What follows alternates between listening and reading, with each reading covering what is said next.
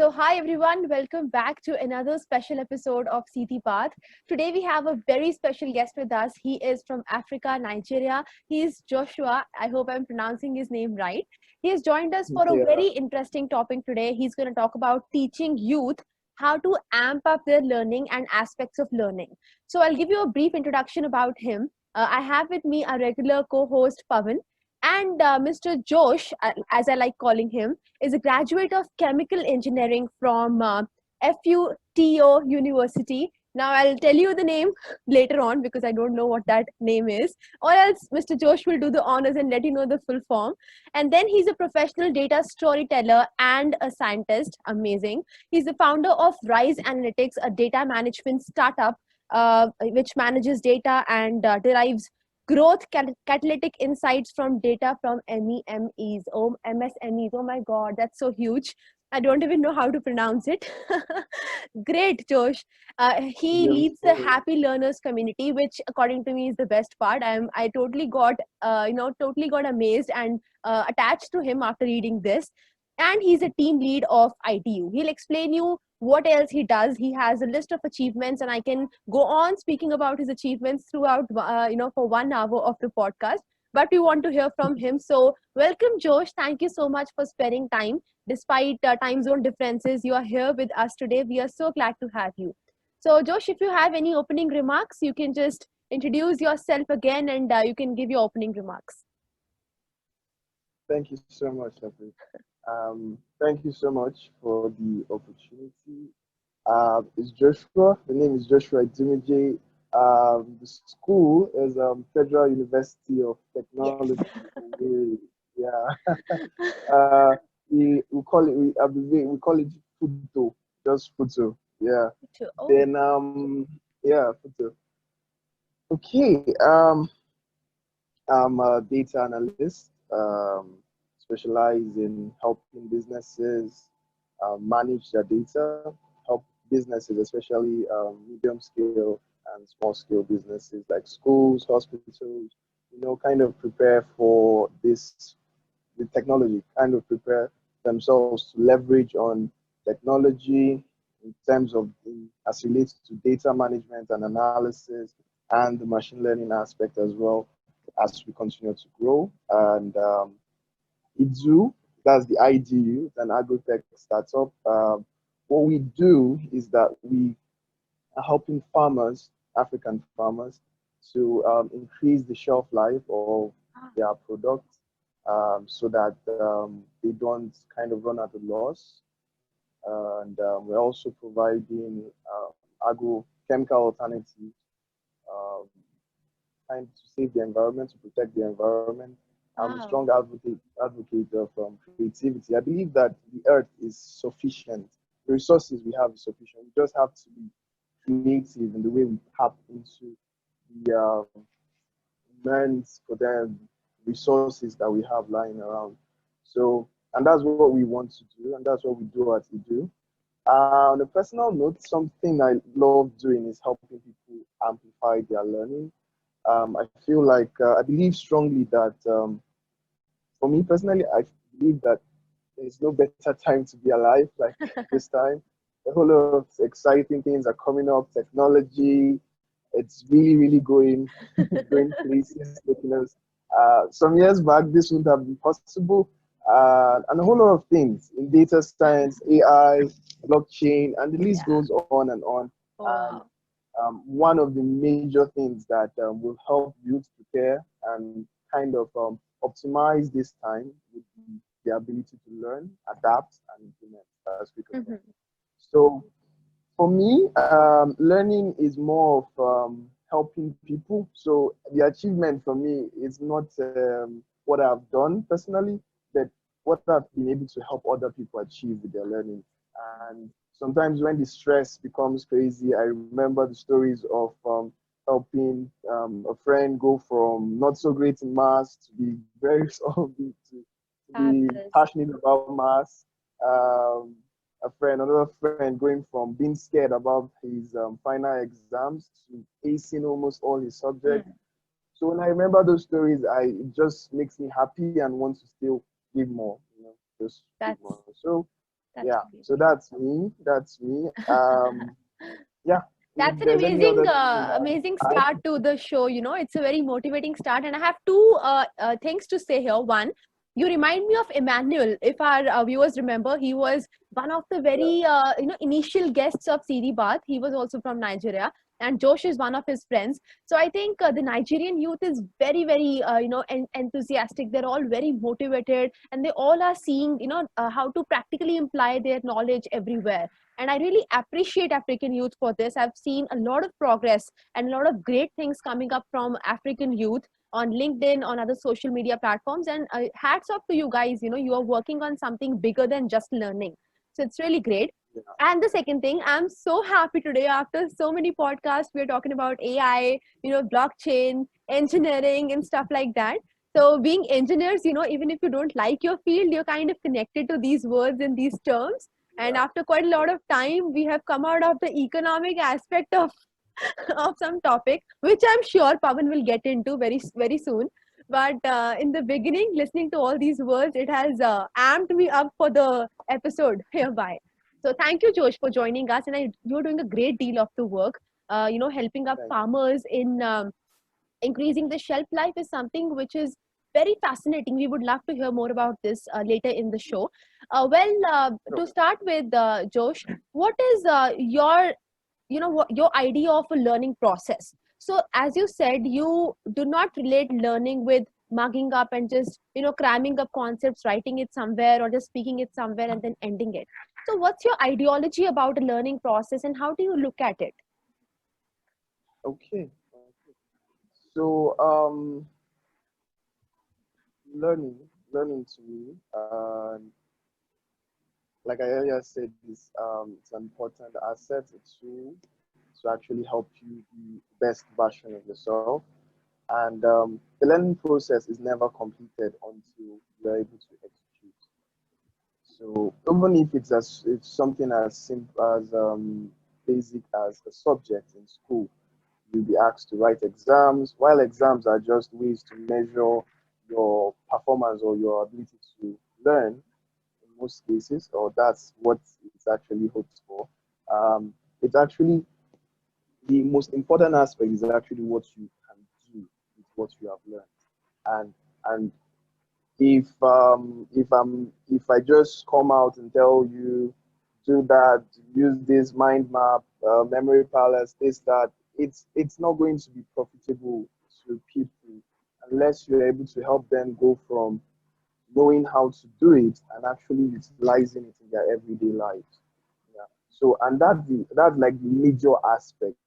And a lot of things kind of stop people from moving from the learning, the input aspect to the output. You have things like fear, you have things like procrastination, even things as trivial, maybe not trivial per se, but as not so pronounced as your mindset. And later on, we'll discuss about those things. So, learning process involves you receiving the information. Um, of course, for you to receive the information, you have to be very sure that this information is linked to a greater cause for you. Greater cause could be a goal, could be your purpose, could be your life statement, your career goal, whatever it is. It always starts from there because a whole lot of learning opportunities are available, a whole lot of things to learn. So you just have to know which one works in line with what you want to do. Yeah. Then after that, you're now talking about moving into the actual input process, then making it fun, which is actually what I love to do, making it fun, bringing out the joy in it to show people that, see, you can actually make this whole thing enjoyable. And even when it seems like you're not getting anywhere, you have that mindset that it's just time. You overcome the initial barrier of this, let's say, initial stupidity, just a bit. We all have that crazy moment trying to overcome that initial kind of you're not so sure what's happening in that subject or skill, or then it actually now goes into the most important aspect, utilizing what you have learned, and that is where the result of what you have learned is felt the most, and let's say let's say, translates into sharing what you have learned with the world, Yeah. and that's where the impact is, and that's the complete, for me personally, that's why I think it's a complete circle of learning, from your mindset while you're learning that thing, how you're taking it in, utilize using proper methods to Hmm. make the whole process enjoyable, then Hmm. actually applying those things so that people can enjoy this new light you have Hmm. now, Hmm. Hmm. kind of illuminate the world. Yeah, so So I think, that's why I believe yeah.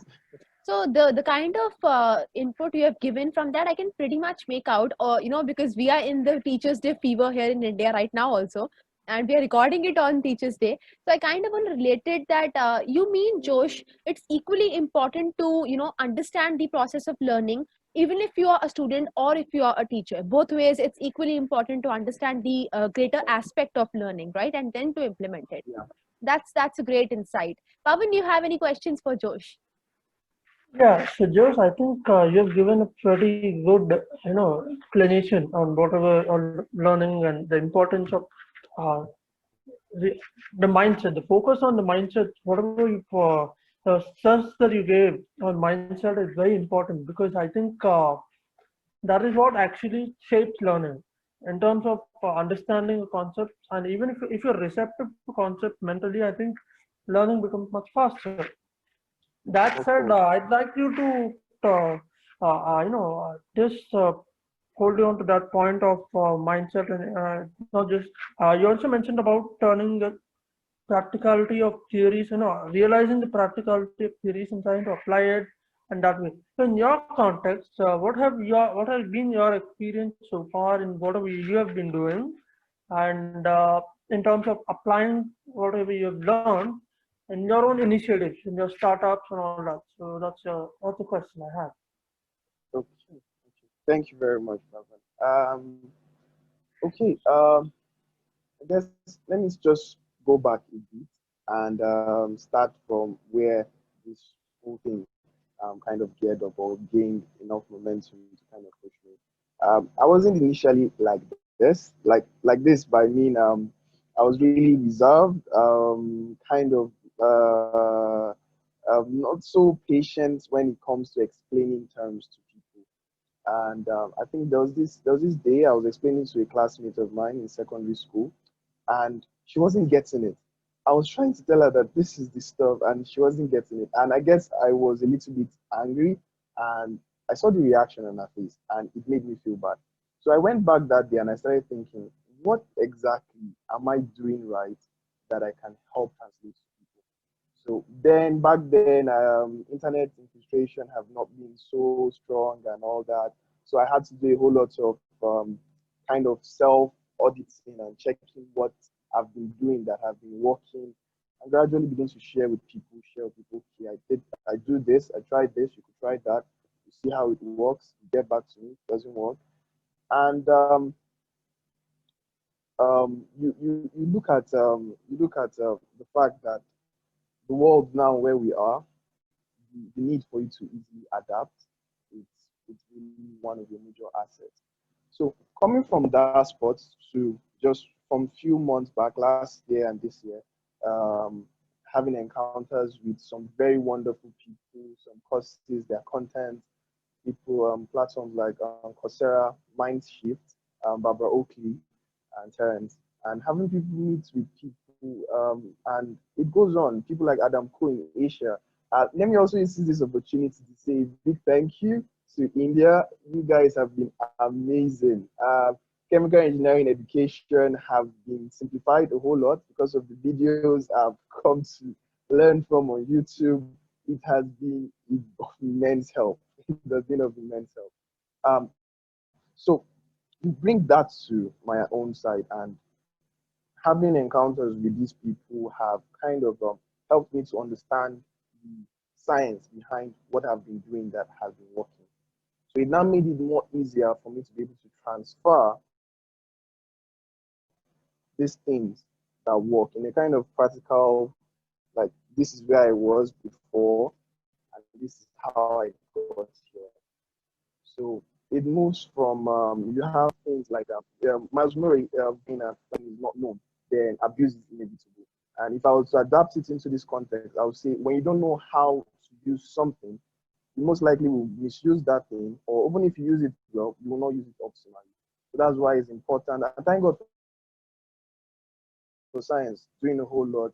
We are kind of understanding how our brain works, we're understanding how we learn. We're gradually beginning to understand how a whole lot of things in our environment on Earth and the universe work, and is making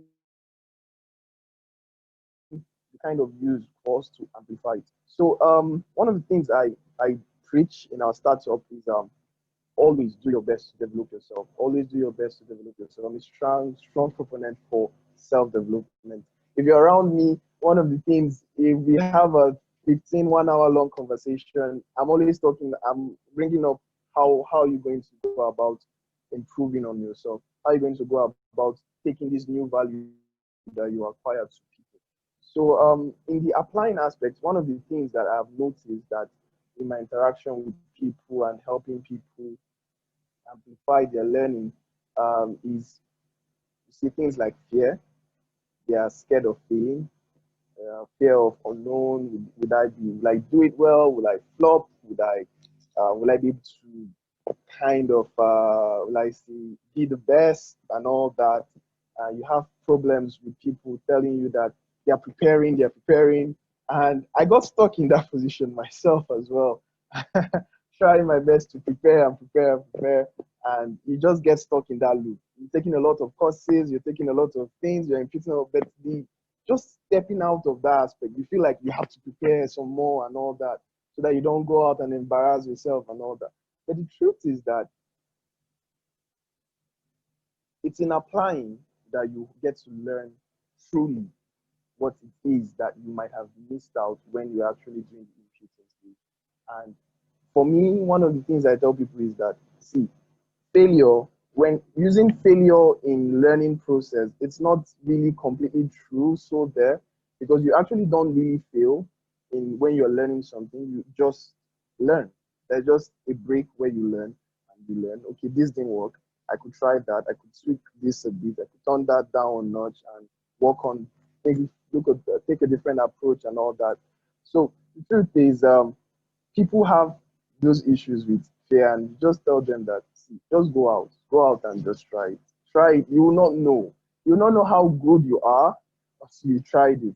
One of when my best friend, my lady, she always, I think she always reminds me of the fact that, see, just go out and try it. She went out of her way and she's doing a whole lot herself. And when I look at her, I'm like, wow. I used to tell her, I was talking to her yesterday and I was telling her that I used to remember when I was trying to push you to go on LinkedIn, push you to just try, and now you are you are everywhere. I'm like, wow, I'm super proud of you. I'm super proud of you and all that. So you won't know if you don't try. You won't know how good you are if you don't try. And even if you don't feel that you are that good, it doesn't really matter. Just keep improving and keep adding value. Because at the end of the day, it's better that you actually apply those things you have learned than just to be a compendium of knowledge that don't just give out. So, and I would like to also add that in the place of fear, this is more of a personal kind of conviction. I believe strongly that we are not competitors; we are creators. Now, this might not sound scientific. My spiritual belief, one of the core principles is that we are creators like our Father, like God the Father that made us. So we are all creators. So we are not competitors. When you have this competitive mindset, it's good, I guess, to some extent, but it's not as effective as being a creator. Having this creative mindset that you know that the challenge of tomorrow, you'll be prepared, you'll be well prepared to kind of tackle them, and you'll be able to collaborate with people. You see people as humans, not as a means to an end, not as tools to increase your wealth, not as things, not as numbers. You see people as fellow creators, and you now connect on a deeper level. And I feel like the society have kind of made us feel like you have to, you have, by all means, the resources are limited. You have to cut corners. You have to do some crazy stuff. You have to be, I don't know, just, yeah. So I believe when people shift their mindsets from being competitors to creators, then they begin to enjoy the process of sharing their light with the world. Okay, I'm good. Can I you think hear me still? I think this is a what you just said about being uh, creators and not being competitors. I think that's a very relevant takeaway in this situation, because people are all the way across the board. They are trying to compete with each other and try to it's like a rat race, as people Exactly. call it. So I think this is a very important takeaway of yours. I think you all have to realize that there's something in you that you have to create. Yeah. You have to leave your mark around by saying that you created something good, not say that you defeated him or you competed with him and Yeah. Very true. you overcame against his.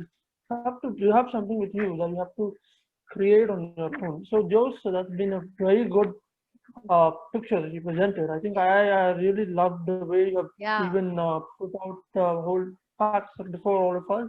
I think since we are like, how many minutes do we have left I with? Uh, I think we have about 20-25 minutes to go.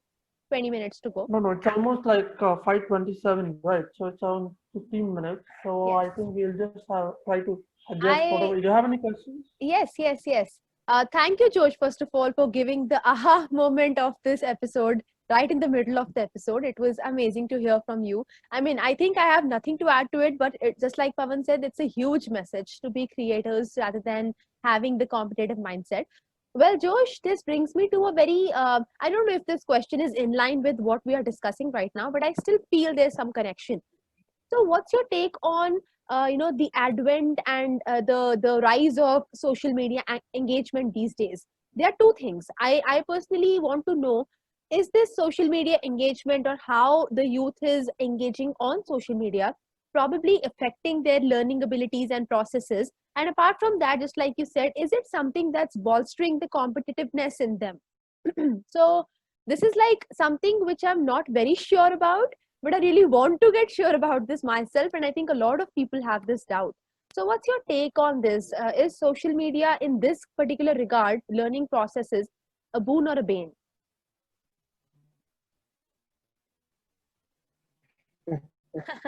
That's a difficult Okay. question. You're in a trap now. Okay. One of the things I've learned over the years that a whole lot of things that we normally would think are good or we normally would think are bad, they actually have both sides to them. And for you to live a peaceful life and a joy-filled life, you have to strive for balance. Now, social media, it's on my, I don't know how the space over there works, but from how I've been interacting with people, I've come to see that people are easy. There's this stuff one certain time get to send messages to people without actually showing your identity. I see social media as an opportunity to for people to just find it easy to leave behind. Now, I don't have a problem with people on social media. That's not what I'm saying. But people, it's easy to just slip into that trap of pretending and showing a kind of life that you are not.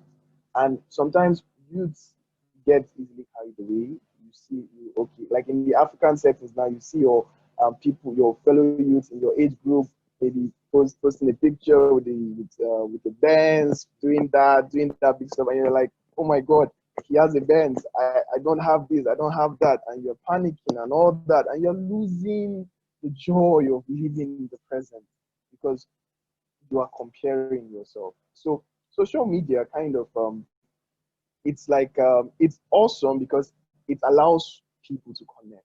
It allows people to connect.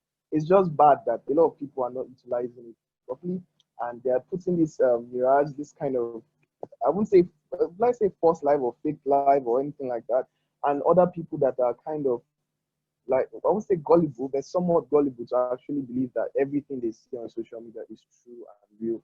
A lot of people just show you their successes. If I take all this off and you see the amount of failures, the amount of rejections, the amount of pain, the amount of tears that have accumulated in this period, you would know that it's not all the smile. There are a whole lot of things that you don't show forth in social media. And social media kind of provides an outlet to encourage procrastination. There's one problem about procrastination when people want to implement something, when people want to learn something, and they have not been able to kind of link what they want to learn to their overall passion. So that the interest in that thing is not there. So your brain now sees it as that task as painful. So your brain will rather do any other thing apart from that to learn that thing. And social media is a wonderful outlet for your brain to just go, let's go chat with people, let's go like, let's go that, let's go groove and all that. So social media has a lot of benefits, but as well, it's a tool, and like any other tool, it's the its limitation and its damages and its benefits all lie in the hands of the person using it. So yeah, that's why I've been able to pick out studying people on social media and all that. And you see that thing about procrastination. You see that thing about procrastination. A whole lot of people utilize social media to actually procrastinate. I saw a post. Sorry about this. I know I'm taking longer than okay. I saw a post on YouTube about learning. The guy was teaching people how to memorize numbers, and he said something. He said it's important that you practice this thing. Then somebody in the comment section said, "How many of you are procrastinating on something you are supposed to be doing by watching this video?" And immediately the guy said that, I was like, wow, that is Oh. actually true. A lot of people are utilizing this opportunity to procrastinate on something else that they're supposed to be doing. Oh my So you see God. people just finding it comfortable to be on social media and kind of just living a double life. So for me, it's just be real, be true to yourself, and enjoy, and be in the present and really enjoy the process of growth. Fabulous, fabulous, fabulous. That sounds really great. I mean, uh,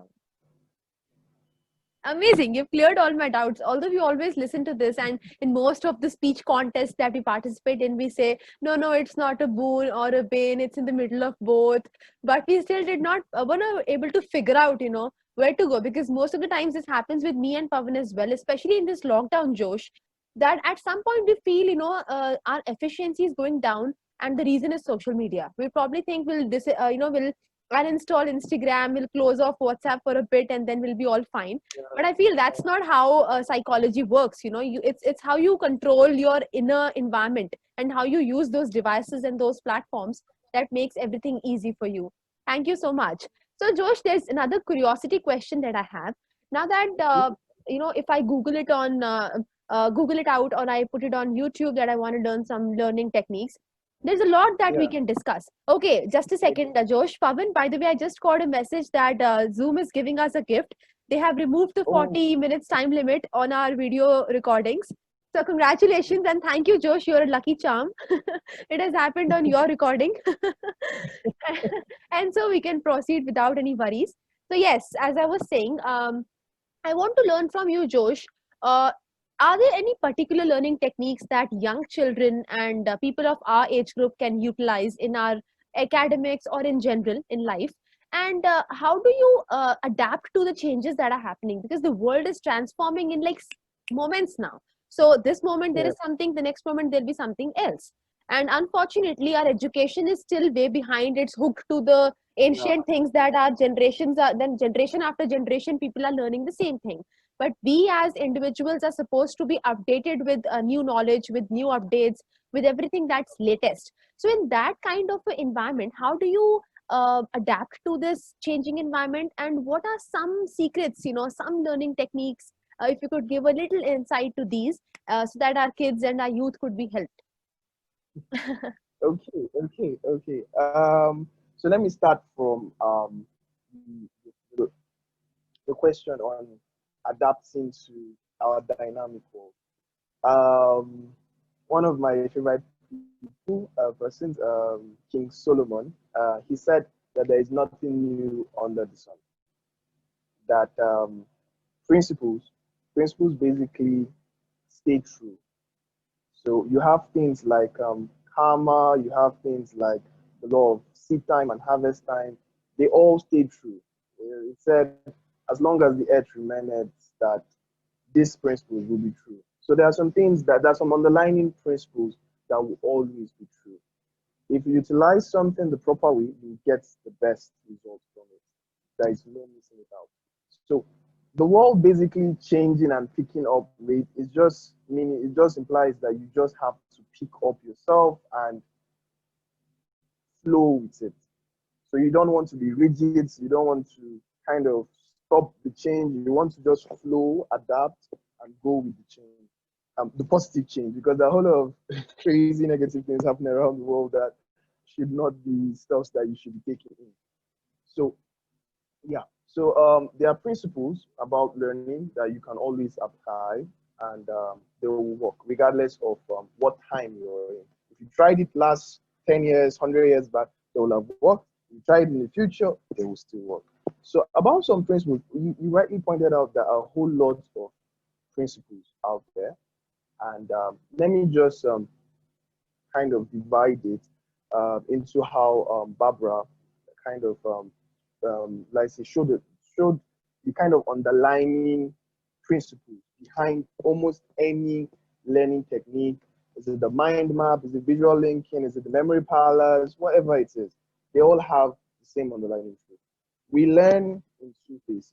We learn in the focus phase, what you'll be trying to do when you're trying to take in what I'm saying, when you're reading a book, when you're listening to that audio, when you're looking at that formula, you're just focusing yourself. So that's the focus learning. Your brain is like trying to get information, trying to make sense of what it's seeing. Now, after that phase, you would move into the diffuse phase, which is now your mind is relaxed. And the funny thing about the diffuse phase is that you don't consciously induce it. It just comes up. You're reading something, you just get distracted. That's your brain telling you that you have been in the focus phase too long. Let me go into the diffuse phase and kind of sort these things that you have learned. Let me link them up. You learned physics. Let me carry it and put it and attach it to those laws in physics. You learned about music. Let me sort it properly. And that's the phase where actually we have wonderful ideas. Because when you hear people like, I was in the bedroom and the idea just hit me. You hear people make statements like, the idea just hit me, the idea just hit me. What they were doing is that they were in the diffuse phase and their brain was able to just make a connection between, and it just works. You hear people say, you're trying to solve a problem, it's giving you an issue, just sleep on it. And when you are resting and when you're on a relaxed note, you just pick up the solution. So there are a whole lot of techniques that apply this principle. There are a whole lot of them. And I think one of my favorites is visual linking. Basically, it's making graphics of everything, of what you're trying to learn. And it's kind of the most techniques actually apply the visual linking. So what it actually entails is that you are utilizing something that you are very sure, like, and you call it an anchor.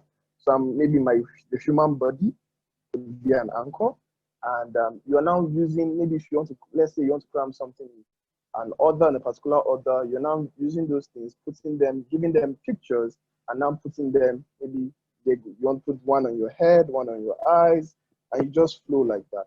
But that would be long for me to kind of practicalize. So let me just show you something I did with both your names. So a technique I saw last week that applies visual links very, very well, it's how to recall people's names. Yeah, how to recall people's names. And this is what he suggests. The first thing is actually to be focused and present. A lot of times people get easily distracted, and sometimes the sad thing is that you don't even know you're distracted. So you have to be consciously present when you are in the focused phase so that you get the best out of that phase. A whole lot of things to do with your environment. And in terms of environment, I'm talking about where you're doing the learning, the time you're doing the learning, a whole lot of things like that. Then you want to now apply those things. And as you're applying those things, you want to make them as fun as possible. Because emotion goes side by side with learning. You hear people, when you hurt somebody, the person say, I can't forget, it's in my head, you hurt me real bad. The same thing applies with humor. You don't forget how good like you saw a comedy show, you literally won't remember the joke verbatim because it made you feel good. It released some, let's say, feel good hormones, and there's an emotion attached to that experience. So you want to make sure that your emotions, how you make your learning, you try to make it as fun as possible.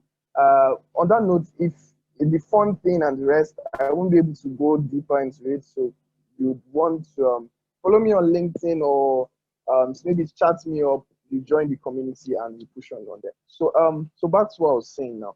You want to also make sure that so I was talking about your names, what I did with your name. So when you told me your name, Lapri, the first thing I noticed about your face, that you were smiling. I just noticed this bright smile. I like, wow, she's always smiling. And and that was the feature that stood out. So after you pay attention, you want to like really remember this stuff. Like I'm using names now to explain visual linking. Just the first thing that jumps at you, the first thing that resonates with you. For you, it was your smile. For Pavan, it was his serious face. He looks very serious. So I was like, okay. So having this geek feeling vibing off Pavan, and I'm having this smiling, ever comfortable lady vibing off you. So, and you went and asked what your name implied, and you told me your name means love, and it means love again. I was like, wow, it just flows. So love makes you smile. So I was able to make a short story with the meaning of your name and with the feature I got. So for Pavan, it was contradictory, kind of. So when I just remember that, oh, something contradicted with the meaning of Pavan's name and the vibe I got off him. So I was like, okay, so air, he told me his name means air. So I was like, air is fluid, it just goes with the flow. And it's not really with the whole geeky thing. I'm like, a geek will be more like rigid and all that. So those features just made me hold on to your names. So even if you remind me, maybe I see you next 10 years, I'll be able to remember that, oh, that's Lapri, that's Pavan. So, and the whole thing will just come out. And another thing, after learning the technique, you also want to replay it in your head as much as possible in your free time. Oh, it's been a long time I heard from Lapri. Maybe I should say hi. Just let your mind just flow with the process. Yeah. So, yeah. So in terms of Thank techniques, you. yeah, yeah. Thank In you terms for of the techniques, wonderful those answer. are the- And Pawan, you need to smile now first. Actually, Pawan is probably one of those. He's one of those born memers in our group. So we are a group of 4 people, best friends from school time, and he's one of those who makes all of us laugh. And he himself looks like really? an annoyed uncle all the time, but he's very funny. So I just wanted to add this. Thank you Think so much, about Josh. It was such a wonderful. Obviously, Josh, you won't know him at once. At once, he'll always show himself of as a course. angry young man. So that's legit. I can understand that. But thank you so Yeah, so much. You Josh, I'd just like to make one mention to you. So the moment you told about connecting names and trying to think about it, and that in fact was one of the ways that we used to learn as kids. yes, So in our native language, we used to try to connect things with some story, and we used to create some Yeah. random story out of it, and we try to learn and how to to create it in a much yeah, we'd like to we would always do that. But with growing up somewhere, I think we lost that. I think through your thing, I think we tried to get it back, and we'll try to do an episode on that in a very similar way. In a yeah. picturizing what we'll try to connect something, and then we'll try to create a story out of it and see how people can interpret even the smallest of things. Thank So you that's been for giving us an the one. activity idea. Yeah, exactly. I mean, that was amazing. Love Amazing. it. Yeah. We haven't yet got so many input, but this episode is going to be a very, very well watched one. I mean, this is so good. Yeah, I So think input he has given. it's really useful, because Joe, she's right, because in the course of time, as we grow older, our techniques change, and we Yeah. somehow Yeah. start just learning things for the purpose of writing in the examination, or just for Yeah. the purpose of somehow remembering bits of it. So this is really Yeah, interesting. If more so in the Indian context. Yeah. More so in the Indian context. So yeah, that's why, I mean, I really feel like the way you learn things, the way you observe things, the kind of attitude you have towards things, it helps you also stay very positive. Suppose if we were to learn each other's names like that, I think we would have been much happier calling each other with our names. I mean, oh my god, that's very interesting. Thank you so much for that. I think this session has been very, very insightful. And I'll make sure whenever we do this activity, we're going to have you as the mentor who'll be explaining this particular trick in detail to all our friends. And just like Josh told, guys, if you're interested in learning more learning tricks and hacks and all, you can connect with him on LinkedIn. You can connect with him on Instagram. You can get in touch with his community. He's working in a lot of different sectors, and I think he's successful in all of them, and that's the power of a true leader. Before going, Josh, I want you to give a brief insight about, you were saying something about helping farmers with increasing the shelf life and stuff. So if you could share Yeah. a brief about your project, and you could give a closing remark for all our guests, all our Okay. listeners. Okay. About helping farmers. It all started with the whole going through statistics. You find out that Africa, that Nigeria is one of the highest food producers, and you see a whole lot of people hungry. So I got curious. Why is that? What's that whole divide? What's that gap all about? So diving in deeper, I found a whole lot of problems. So one major thing that some of my tutors and mentors have pointed out to me: pick a problem that you resonate with and just tackle that problem. Other people will pick other problems as you're going, and you collaborate and solve the problems together. So it was with food wastage, and there was absence of proper storage. So the idea started with freeze drying, chemical engineer, and all that. So that's where I started with freeze drying, and we started developing the designs. Then with more interaction and some more brainstorming with some of our mentors, we integrated things like rapid freezing. So now, all this we actually, like I said, starts off. We are designing these things. We're interacting with farmers to kind of find out where the exact problem is, and the major problem is actually the ability to kind of afford these top-notch services. So, and that's where will I say, my other proficiency in modularized plant design, how to make those complicated plants smaller and still work, and yeah, so that's what we are doing in regards to that. So we I'm can't just, bring yeah. the high technology. So you wanted to say something? Go ahead. Yeah, I just wanted, sorry, I'm interrupting you, but I wanted to say why I asked this question, Pavan, and all the listeners, is because I was about to ask him, how do you apply your knowledge in real life? How to bring theory to practicality? So I thought, why not ask this question in a more creative way, so that he gives the instance of how he applied his theory into practicality. So he utilized his profession, he utilized his efficiencies, he observed and identified what is the problem, to which a solution should be found, and then he found a solution to it with the knowledge that he had, with the learnings that he had from a couple of years in his college and school.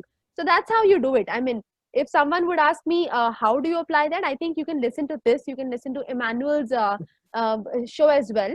All of them have been doing a great job of applying their knowledge. Kudos, Josh, you can continue. Okay. So yeah, so basically we want to kind of step down the level of advancement in technology, like I called, I now like I said, pointed out, rapid freezing and freeze drying. They have high advanced level of technology, and we have other techniques, kind of using the way it has been done in the past. They're now bringing in technology to kind of increase the efficiency on how they store things like yam, tomatoes, and the whole lot of them. Talking Josh, we're about kind of flood losing your dryers. voice. Okay, can you hear me now? Yeah. Now, Okay.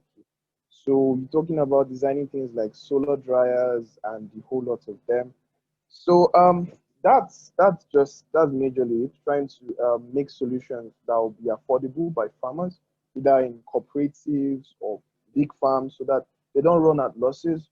People are more motivated to go into agriculture with the fact that they know that people like us are looking out for their products and making sure that their products will not just go bad, and they have to sell it at a very ridiculous rate. And they make profit and they're comfortable. You have happy farmers, you have happy people. And when you have high supply, it brings down the price.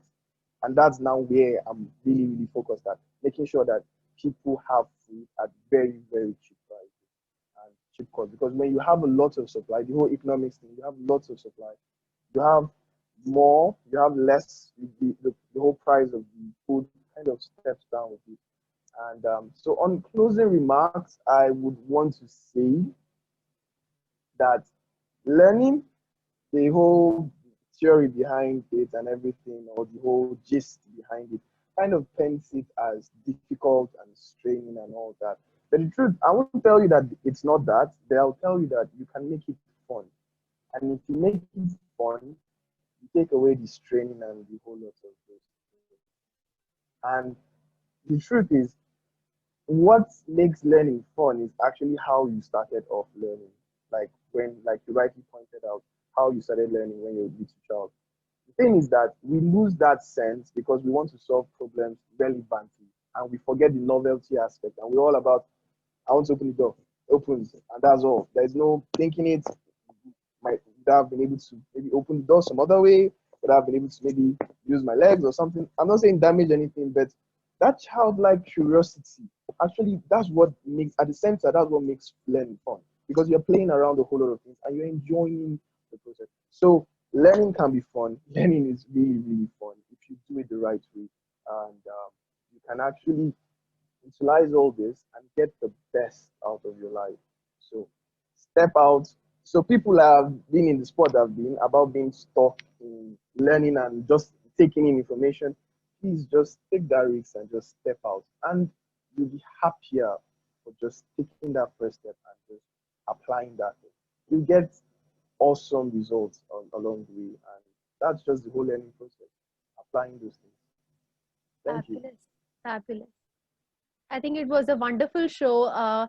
The entire, I think Pavan 1 hour passed and we had no clue. So it's amazing. Thanks to Zoom also.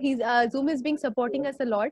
In the last few episodes, we were always stressed about, okay, 45 minutes, 45 minutes, 45 minutes. But I think Zoom knew you're going to be amazing, and that's why they just uh, broke all the limits for us. Thank you so much, Josh, for sparing out time. Thank you for giving us such wonderful insights. And again, we were all posting on Instagram that how our student has died in 2016, or how the student in me has died in March before the lockdown. And now suddenly I feel the student in me is awake again. So we can now peacefully prepare for our examinations, Pavan. We can do our best now. Pavan, you have any closing remarks? I just have three words: learn, unlearn, relearn. Wow, amazing. That is, that is the biggest takeaway from this, Yes. whatever I heard from Josh. Way too intellectual people on one platform with me today. I'm blessed to have you both. But yes, guys, thank you so much for tuning into us. Stay connected. We'll be having more such enthusiastic leaders like Josh from different countries. And we should definitely think of connecting with youth in Africa, in other countries, because I think they are doing very, very well. They are completely doing justice with their potentials. And we Indians need to learn that as of now. Thank you so much for joining, Josh. Thank you for sparing time. Thanks for joining, Pavan. Stay tuned with us, like the video, share it with those who really badly need to learn some learning processes and techniques, and pass it on to all your friends who are going to give their entrance examinations or whatever really soon, and to those who are sitting at home and feeling that the student in them is dead. Until then, until the next time with the next guest, be safe, be happy, stay tuned, keep learning, keep unlearning, keep relearning, and just stay positive. Thank you so much for joining. Bye bye. Thank you. Bye bye.